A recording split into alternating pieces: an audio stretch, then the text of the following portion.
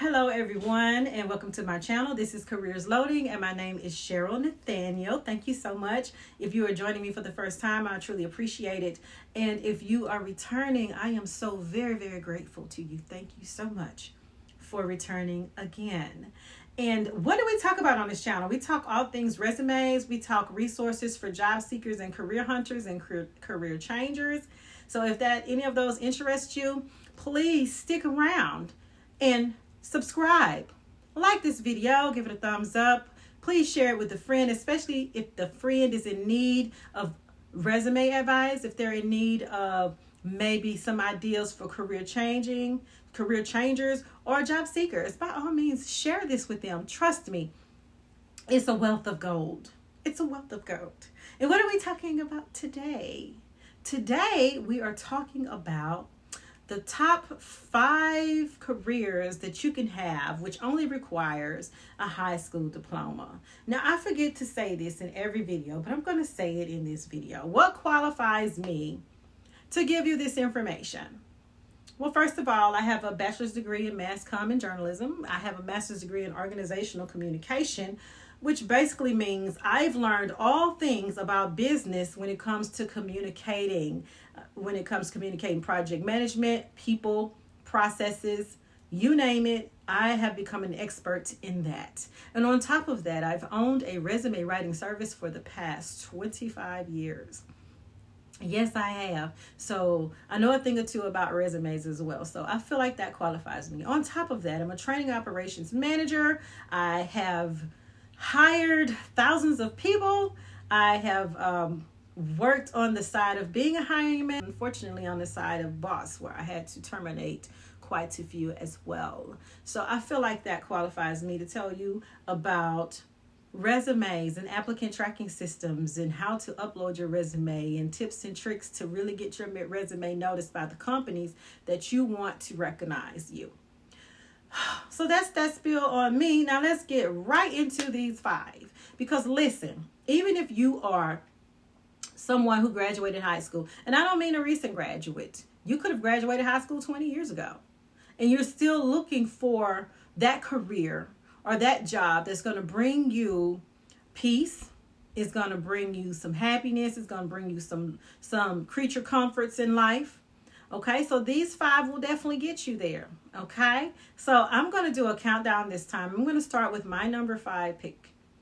And the reason it's my number 5 pick, because although it provides a cushy life, it could also be considered dangerous. And this first one is police officer. You can definitely become a police officer with a high school diploma. You can be anywhere between the ages of 21, but not older than 39, unless you apply the year that you are 39 years old and you have not yet turned 40 that year. Okay, the other thing you need to do is have a clean driving record for at least 3 years. If you're a male, you need to be registered with the Selective Service. And if you're a female, you're exempt from that. This position also requires a very lengthy background investigation, and it also is a lengthy application process. So if you can get through the process of becoming a police officer, it is indeed a nice job. They make anywhere between I think $59,000 and $71,000 to start annually, depending on the state that you are in. So that's definitely a good one to start with. I know, the media has portrayed some really bad images of police officers. We see it all the time on TV about corrupt cops. But trust me, for every one corrupt cop, there's probably 100 really good cops out there doing their job every day and protecting and serving. So if this is a field you want to get into, get out there and be one of the ones that's going to be amazing, that's going to protect and serve and uphold the law. Okay? So this is my number 5. Number 4 on my list is mail carrier. A male person, the postman. We're going to always need postmen. We're going to need people to deliver our mail until, of course, they figure out how to get drones to selectively drop mail accurately from house to house to house without getting the bills mixed up and stuff. We are always going to need mail carriers. Mail carriers can make anywhere from 50,000 to 72,000 and up, again, depending on where you're from. What are the requirements for being a mail carrier? And we all know what mail carriers do. They deliver the mail to our house. Okay, so what are the requirements? 18 years or older, clean driving record for at least 3 years, and you must take the Postal Service exam and pass it. Okay, once you take that exam and you pass it, you're going to have to stay on your local postmaster's website. You need to constantly check with them to see if you can get in as a postal carrier, whether that be a part-time job, a summer job, a rural route. Get in where you fit in, but that is a really good place to work and retire. Number 3. My number 3 pick. I've always wanted to be this in my dreams. Sometimes I dream about being this particular thing because I always found it fascinating. Flight attendant. Flight attendant is number 3. They can, I think the average pay for them is like anywhere between like $45,000 and $60,000 a year, depending on the airline and all of that. So to be a flight attendant, what do you need? You need to be 18 years or older, of course, have a high school diploma, have some customer service experience. You will need some customer service experience to be a flight attendant. That is one of the requirements. Some airlines may require you to have some college credits, but don't quote me on that. I'm not sure. That was just one of the sources that I researched said that some airlines require, I think it's balancecareers.com. It says some airlines require you to have some college education, but not all. So if this is a position you would like, I mean, think about it. They're flight attendants. They get to travel the world, yes. They get good benefits. You know, it's really a nice life, especially if you are, you know, you want to see different places and you want to explore, you know, and you're not wanting to just stay in your hometown and do hometown stuff. You want to get out and do other stuff. Or if you're thinking about changing careers or trying something different, this is very different, you know, so it's not high requirements so far as education is concerned. The pay is pretty good. You get to travel. Yes, you need customer service experience. The more customer service you experience you have, the better, because you have to deal with a gambit of people from the mildest to the most severe. And if anyone's ever worked in customer service, you know, mild, we like. Most severe, definitely a challenge. But hey, it is a one to consider. So I will put it on the list. Now my number 2. Now number 2 and number 1, they're my top picks because it does take some work, dedication, and consistency. And number 2, I've been before, an insurance agent. An insurance agent. What do insurance agents do? They help customers find insurance products that's suitable to their needs. That's what they do. And we all know, as we live in this world, the unexpected happens all the time. We do indeed need insurance to cover those items in our life where something unexpected may happen. What is the average income of? All right, so you can make anywhere from $50,000 doing the bare minimum as an insurance agent to upwards of $100,000, $200,000, $1 million, just depending on the area you're in, how hard it depends on your work ethic, your dedication, your consistency, and your hard work.